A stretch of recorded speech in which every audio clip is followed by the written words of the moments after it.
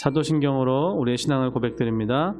전능하사 천지를 만드신 하나님 아버지를 내가 믿사오며 그 외아들 우리 주 예수 그리스도를 믿사오니 이는 성령으로 잉태하사 동정녀 마리아에게 나시고 본디오 빌라도에게 고난을 받으사 십자가에 못 박혀 죽으시고 장사한 지 사흘 만에 죽은 자 가운데서 다시 살아나시며 하늘에 오르사 전능하신 하나님 우편에 앉아 계시다가 저리로서 산자와 죽은 자를 심판하러 오시리라.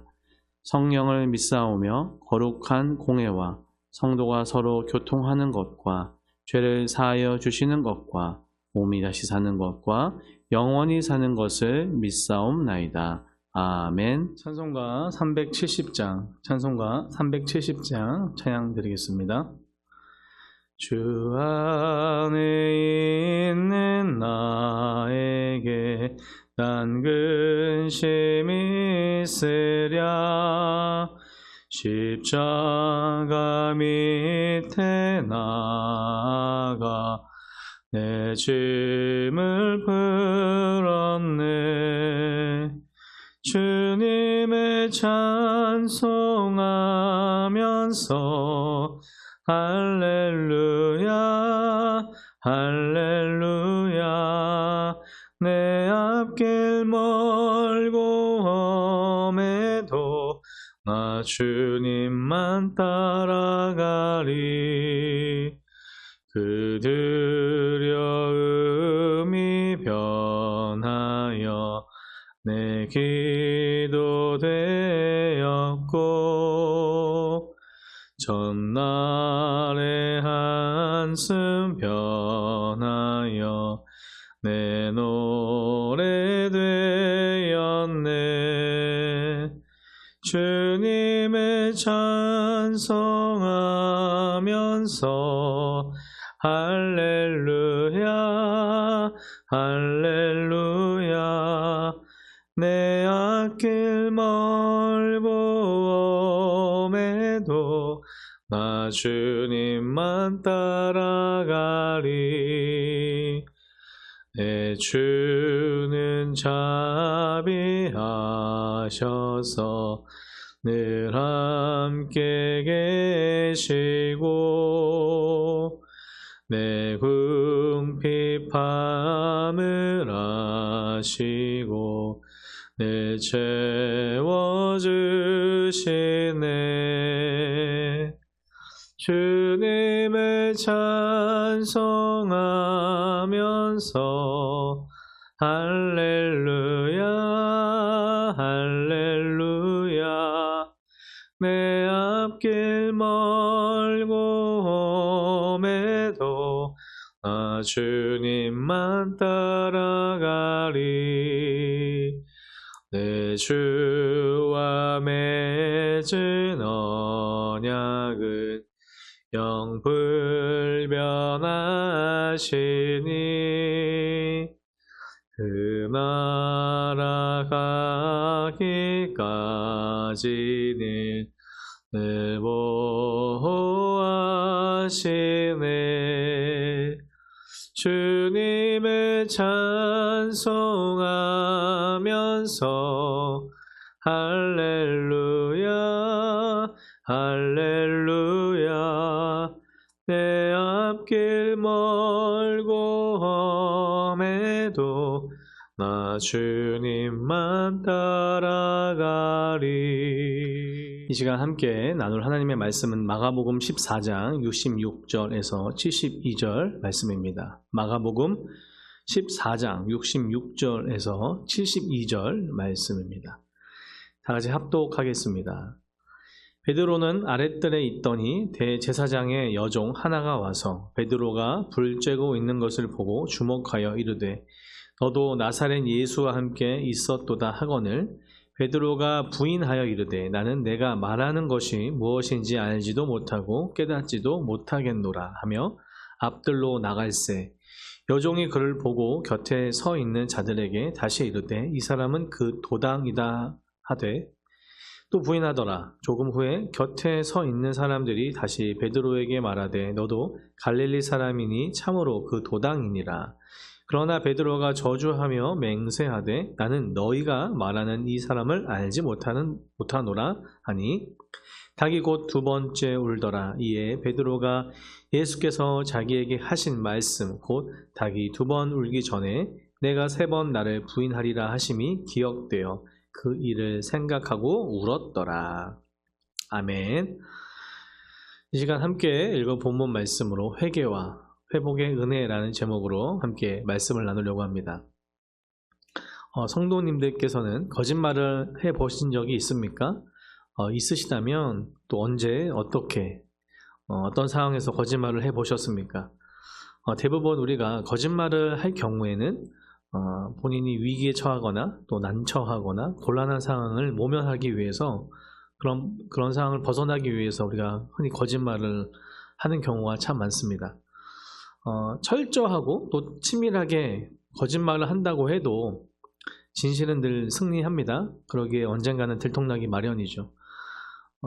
그냥 그때를 잠시 모면하려고 하는 거짓말도 거짓말이고 치밀하게 또한 계획적인 거짓말도 물론 나쁜 거짓말이죠. 당장의 위기를 모면할 수 있다고 해도 이전에 했던 거짓말을 들키지 않기 위해서 또 다른 거짓말을 하게 되고 또 진실을 결국엔 드러내지 않기 위해서 계속해서 거짓말은 또 다른 거짓말을 부르고 더 큰 거짓말로 이어지는 것을 우리는 알 수 있는데 오늘 우리가 읽은 본문을 보면 성경에서 신약 성경에서 가장 유명한 거짓말의 한 장면이 아닌가 생각이 됩니다. 사도 베드로가 예수님을 모른다고 3번이나 부인하는 장면, 즉 거짓말하는 장면이 바로 오늘의 본문의 내용입니다. 예수님은 유월절을 앞두고 대제사장과 서기관, 율법교사들은 예수님을 죽이려고 치밀하게 준비하죠. 그리고 어제저기 이때만큼은 연합하여서 예수님을 죽이려고 하는 그 악한 일에 참 함께 모이는 것을 알 수 있습니다. 12명의 제자 중 하나였던 가룟 유다가 대제사장들에게 가서 예수님을 넘겨주기로 하고 그 대가로 은 30을 받기로 합니다. 예수님은 제자들과 최후의 만찬, 6월절 만찬을 함께 하시면서 너희 중에 한 명이 또 자신을 배신할 것을 말씀하셨습니다.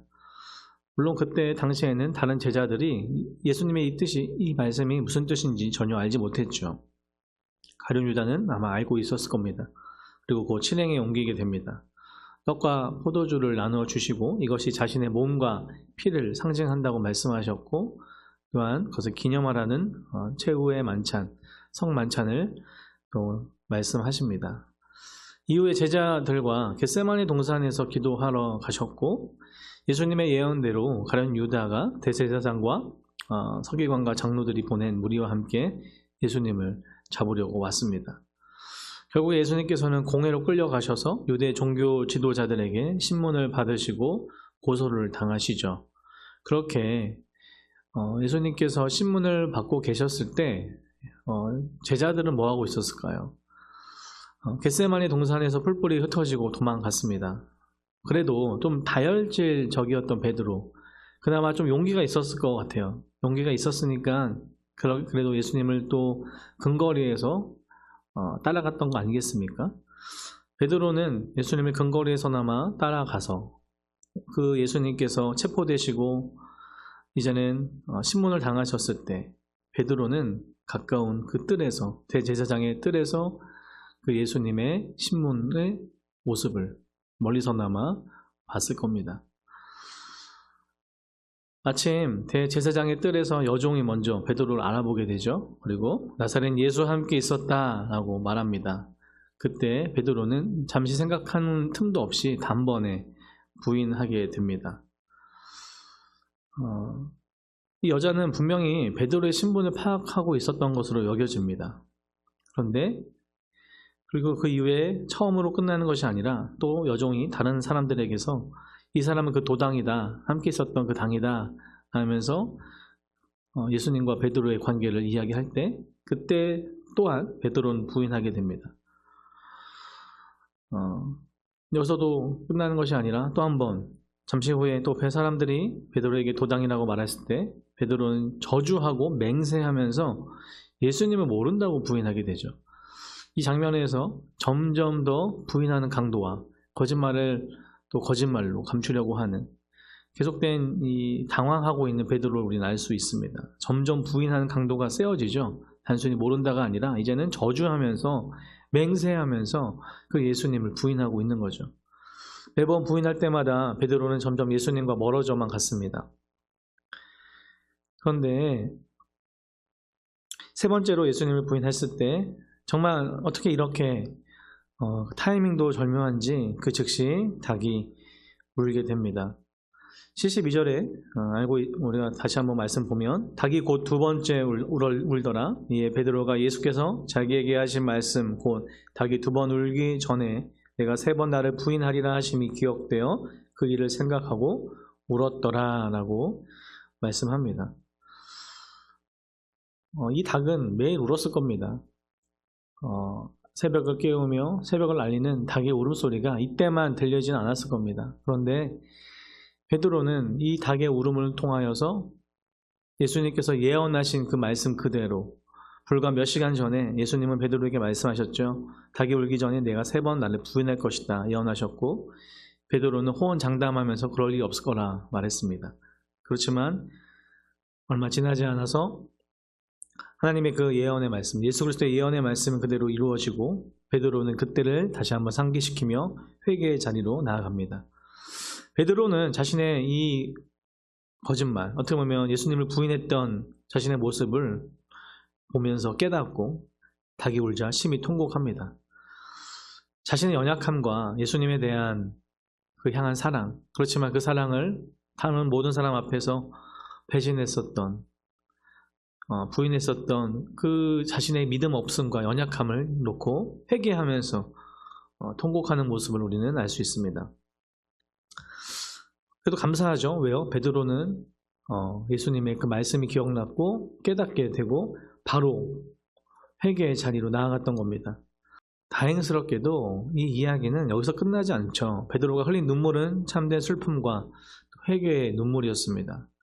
베드로는 예수님에 대한 그의 사랑을 표현하게 되는데 바로 요한복음에 보면 예수님께서 부활하시고 제자들에게 나타나시고 제자들 특별히 베드로에게 오셔서 세 번 나를 사랑하느냐라고 물으십니다. 이 세 번 왜 물으셨을까요? 이것은 베드로가 세 번 부인했었던 그 예수님을 부인했던 그곳에 다시 한번 회복과 또한 다시 한번 그 입술을 통하여서 예수님의 사랑을 고백하기 원하시는 진정한 회개 그리고 회복을 원하셨던 그 예수님의 모습을 어루만지시는 예수님을 볼 수 있는 거죠. 그러기에 오늘의 실패의 모습 같지만 72절의 마지막에 그 예수님의 말씀이 기억나고 다시 한번 그 마음에 새겨졌을 때 회개의 자리로 나아갔던 베드로의 모습으로 오늘의 본문은 마치게 됩니다. 고린도전서 10장 12절에 보면 사도 바울이 이렇게 이야기합니다. 그런즉 선줄로 생각하는 자는 넘어질까 조심하라. 참 여기에 딱 알맞는 말씀인 것 같아요. 우리가 베드로의 삶을 보면 정말 어부였다가 예수님께 부름받아 이제 사람을 낚는 어부가 되었고 그의 인생 가운데 정말 잊지 못할 3년이지 않았겠습니까? 그런데 그 이후에 베드로는 어떤 삶을 살았습니까? 이 3년 예수님의 공생의 기간 함께하면서 정말 동고동락하면서 예수님의 그 기적과 이적을 옆에서 다 살펴보고 경험하고 눈으로 봤던 자입니다. 그리고 가장 위대한 믿음의 고백을 하죠. 저는 그리스도시요 살아계신 하나님의 아들입니다. 나는 정말 이 베드로의 고백, 그 고백 위에 내가 교회를 세우겠다 말씀하셨던 그 예수님. 어쩌면 베드로가 점점점 예수님의 제자로서 또 사랑하는 수제자로서 점점 더 다듬어지고 회복되어지고 점점 더 세워지는 모습. 그렇지만 오늘의 본문에서는 너무나 처절하게만큼 예수님을 부인하는 모습이 봅니다. 사실 이것이 저와 여러분의 모습이 아니겠습니까? 다른 사람이 아닌 베드로가 어떻게 예수님을 부인했다고 할 수 있을까요? 참 충격적이고 놀라운 사실이겠지만 이게 저와 여러분의 모습입니다. 우리가 때로는 선줄로 생각하고 이 정도면 신앙생활이나 신앙의 연륜이나 직분이나 정말 더없이 정말 이렇게 세워졌다고 생각하지만 저와 여러분은 사실 너무나 연약한 인간이라는 거죠. 우리가 늘 이 말씀에 또 묵상하면서 나아갈 때 베드로에게 손가락질하기 이전에 우리도 어떻게 보면 너무나 연약한, 베드로보다 더 연약한 인간이라는 것을 인정하는 저와 여러분들에게 소원합니다. 사실 우리 민낯이죠. 그러기에 우리는 늘 깨어 있어야 되는 줄 믿습니다. 우리 삶의 자리에서 어떻습니까? 사랑하는 성도 여러분, 성도님들이 계신 그 자리, 가정과 직장과 사업장과 우리가 정말 최전선에서 일상에서 살아갈 때 우리는 사실 정말 늘 이러한 공격과 내지는 이러한 질문들 앞에 서 있지 않으세요? 예수님을 아느냐? 예수님을 무엇으로 믿느냐? 예수님을 어떻게 믿느냐? 우리 안에 진정한 예수님에 대한 사랑과 믿음이 있다면 그 예수님을 부인하지 않고 세상과 타협하지 않고 적당히 하나님 믿고 세상에서도 세상과 버타며 살아가는 그러한 존재들이 아니라 다시 한번 세상에 선포하는 저와 여러분들에게 소원합니다. 우리는 오직 예수 그리스도를 따르고 말씀에 정말 예수님의 십자가의 보혈과 은혜를 따르며 나아가는 저와 여러분들에게 간절히 소원합니다.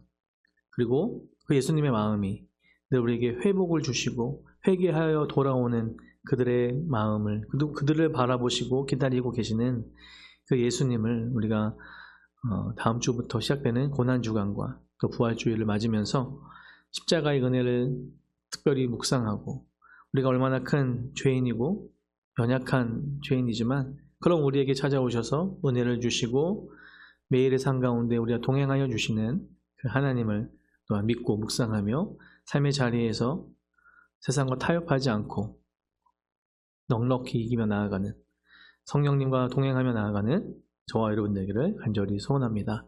기도하겠습니다. 사랑의 하나님 아버지 감사합니다. 베드로가 예수님을 3번이나 부인했던 모습, 때로는 우리가 늘 주님을 안다 하고 예배한다 하지만 삶의 자리에서 그렇게 주님을 부인하고 주님과 상관없는 삶을 살진 않았습니까? 하나님, 이 시간 회개하오니 우리의 연약함을 용서하여 주시고 정말 베드로가 회개하여 주님께 돌아왔었던 그리고 그 돌아옴과 회개를 하나님께서 기다리시고 받으시고 또 회복을 주셨던 것처럼 정말 우리의 매일의 삶 가운데 그 주님 앞에 나아가는 그냥 놀라운 역사가 있게 하여 주시고 회복의 은혜가 가득할 수 있도록 하나님 인도하여 주시옵소서. 하나님, 특별히 한 주간 고난주간을 맞이하면서 정교인 특별 새벽 부흥회로 나아갑니다. 그리고 부활의 기쁨을 만끽하기 원합니다. 하나님, 정말 은혜를 내려주시고 다시 한번 주님과의 관계가 회복되는 시간, 십자가의 보혈의 은혜 앞에 우리가 온전하게 정말 푹 담겨있는 정말 은혜의 매일매일 삶 될 수 있도록 특별히 새벽 부흥회 될 수 있도록 하나님 인도하여 주시옵소서. 감사드립니다. 이 모든 말씀 우리 주 예수님의 이름으로 기도 올려드립니다. 아멘.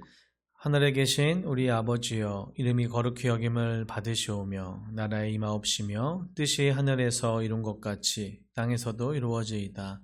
오늘날 우리에게 일용할 양식을 주옵시고 우리가 우리에게 죄 지은 자를 사하여 준 것 같이 우리 죄를 사하여 주옵시고 우리를 시험에 들게 하지 마옵시고 다만 악에서 구하옵소서.